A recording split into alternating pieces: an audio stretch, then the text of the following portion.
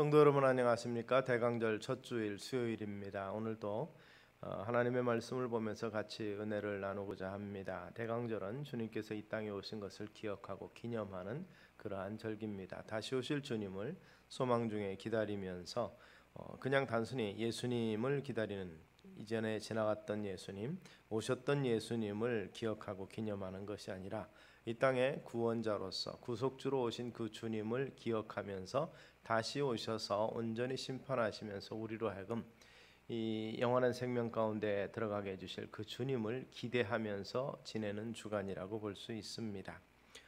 이때에 예수님에 대해서, 우리 예수 그리스도의 세계에 대해서 다시 한번 생각해 보면서 같이 은혜를 나누고자 합니다. 마태복음은 아브라함과 다윗의 자손 예수 그리스도의 세계라 이렇게 시작을 합니다.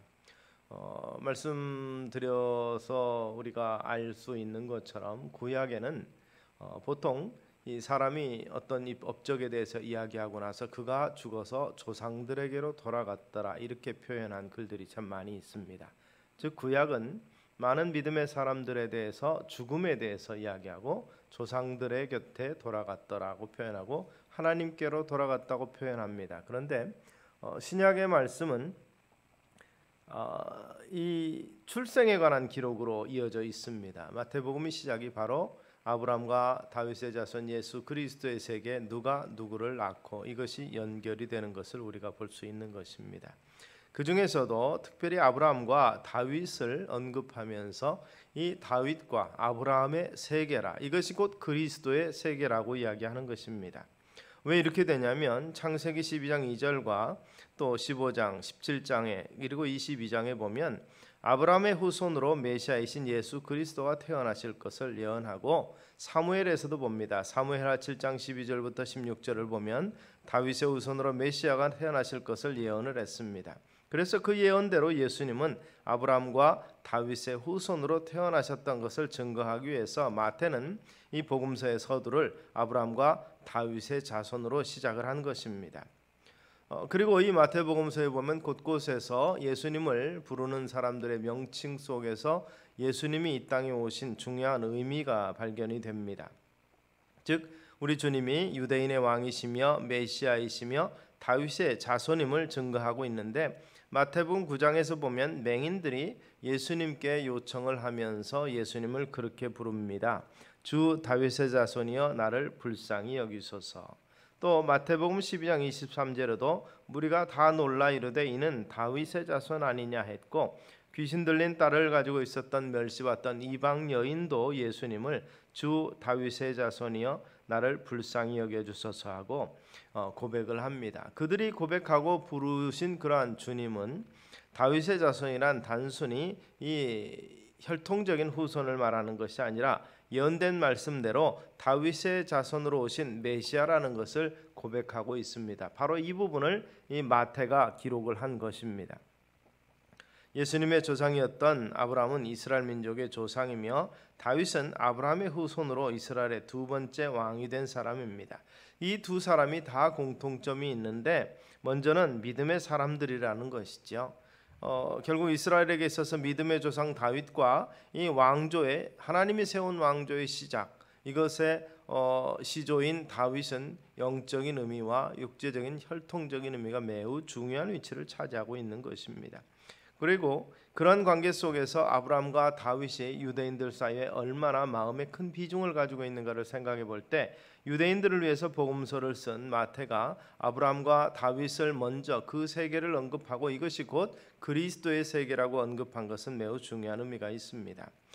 먼저 이들의 공통점을 살펴보면 아브라함과 다윗의 공통점은 믿음의 사람들이었다는 것이죠. 아브라함은 행동하고 순종하는 신앙인이었습니다.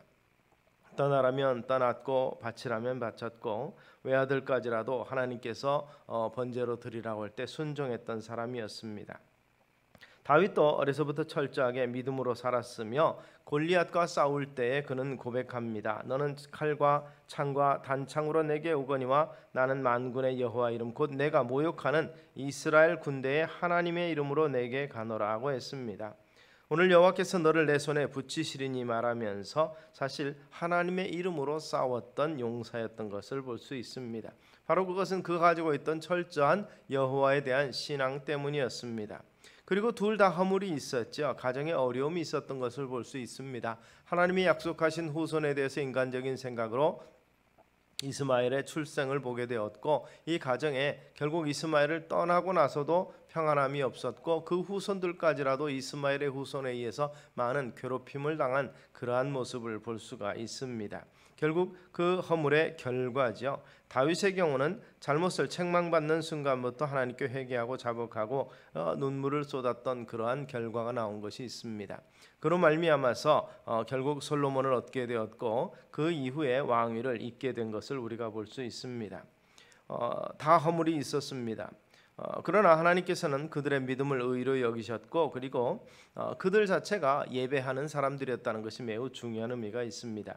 아브라함은 가는 곳마다 짐을 푸는 곳마다 제단을 쌓고 여호와 이름을 불렀습니다. 다윗도 지방에 있던 하나님의 법궤를 예루살렘으로 옮겼고 수금을 타며 찬양하며 기도했고 찬송시를 썼으며 하나님의 이 성전을 성막을 성전으로 바꾸어서 건축하기를 소망했던 그러한 믿음을 고백하는 것이 들어 있습니다.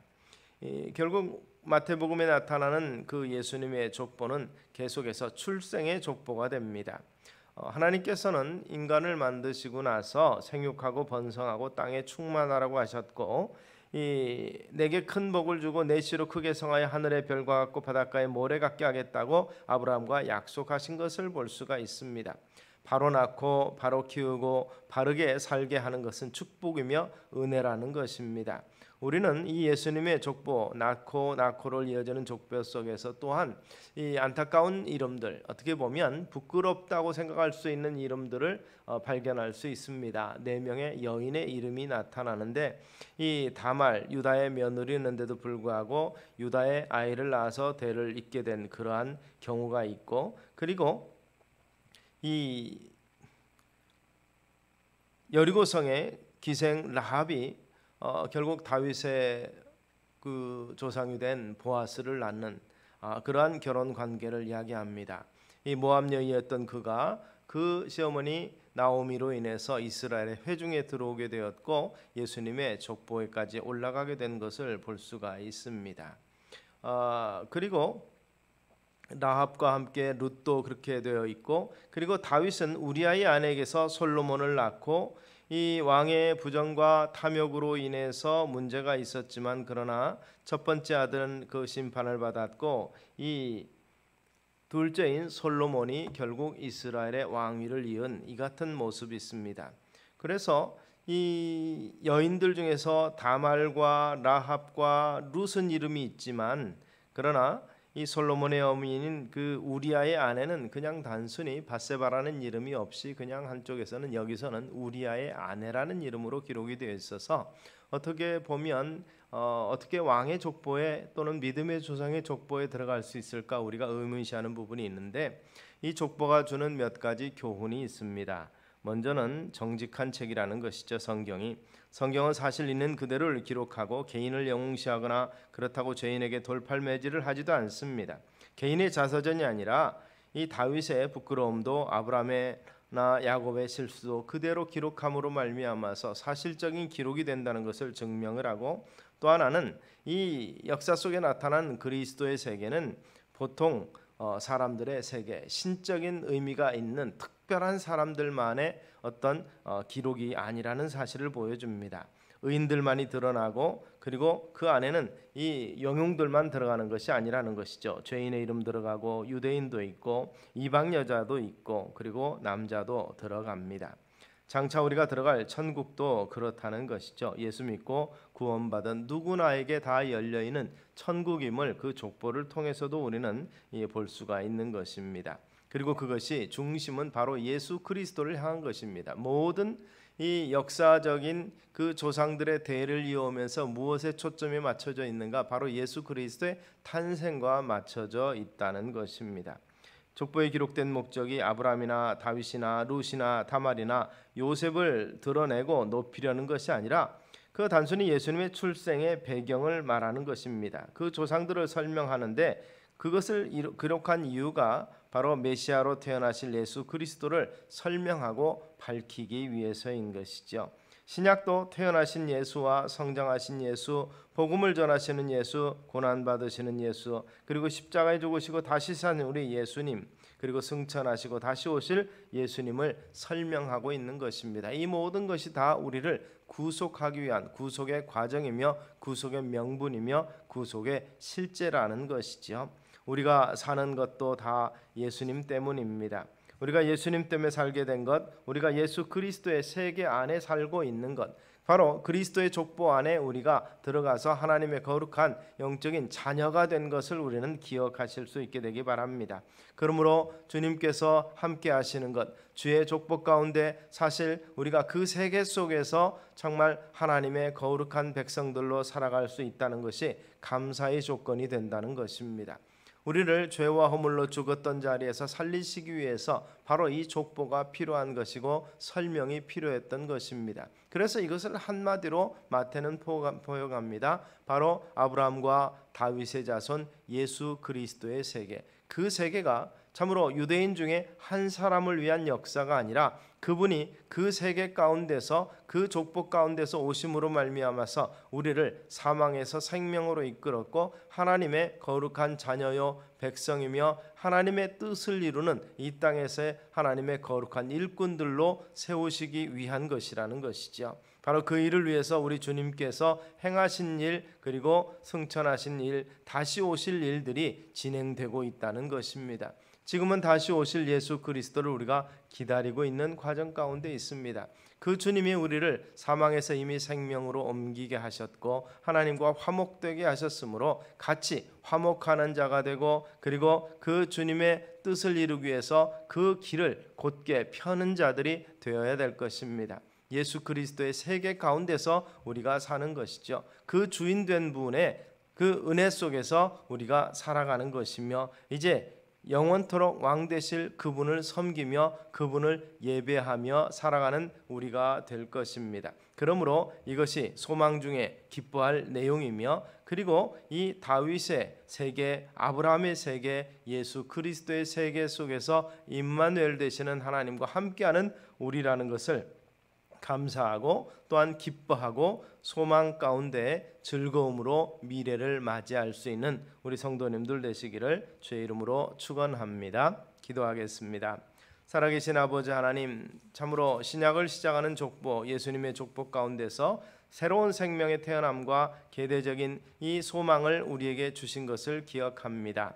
우리 안에 살아계시며 지금도 역사하시는 우리 그리스도의 영이 우리로 하여금 생명 있게 하시고 그 생명 속에서 주의 뜻과 하나님 나라 건설을 위해서 일할 수 있도록 부르시는 것을 기억하며 그 부르심에 합당한 자로 세우심에 감사하는 믿음의 삶이 우리 가운데 있게 하여 주시옵소서. 우리 주님과 함께 주님의 거룩하신 세계 속에서 주의 뜻을 이루는 자들 되기를 소망하옵고 예수님 이름으로 기도드리옵나이다. 아멘.